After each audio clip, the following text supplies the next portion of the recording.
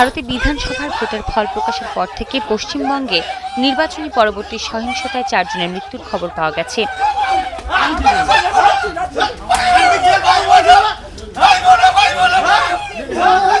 এর মধ্যে হাওড়ার উদয়পুর ও রাজারহাট নিউ টাউনে তৃণমূল সমর্থকরা 2 বিজেপি কর্মীকে হত্যা করেছে বলে অভিযোগ পদ্ম শিবিরের।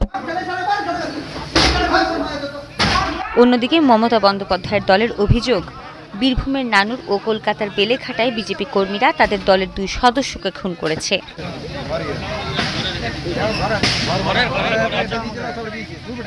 কলকাতার বেলেঘাটায় বিজেপি কর্মীরা তাদের দলের 2 সদস্যকে খুন করেছে।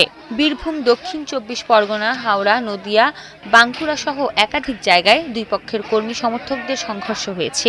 একাধিক জায়গায় তৃণমূলের কার্যালয়ও ভাঙচুর হয়েছে।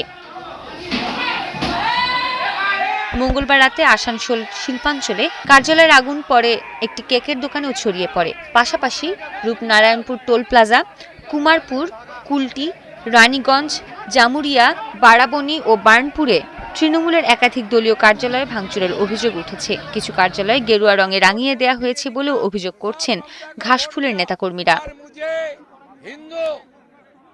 তবে বিজেপি এসবের দায় স্বীকার করেনি। নির্বাচনের ফল ঘোষণার পরদিন থেকেই নবনির্বাচিত বিজেপি বিধায়কেরা দাবি করছেন সহিংসতা ভাঙচুরে তাদের কোনো নেতাকর্মী জড়িত নন। তবে কোথাও কোথাও দুষ্কৃতিকারীরা বিজেপির নাম ব্যবহার করে অশান্তি পাকানোর চেষ্টা করছে বলে দাবি তাদের। সহিংসতা রুখতে কঠোর হওয়ার নির্দেশ দিয়েছেন ভারতের প্রধান নির্বাচন কমিশনার জ্ঞানেশ কুমার।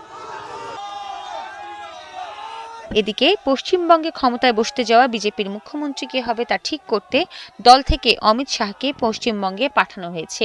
বিধানসভায় বিজেপির পরিষদীয় দলনেতা বেছে নেওয়ার কাজে পর্যবেক্ষক করা হয়েছে তাকে। সৃষ্টি ঘটক, ৭১।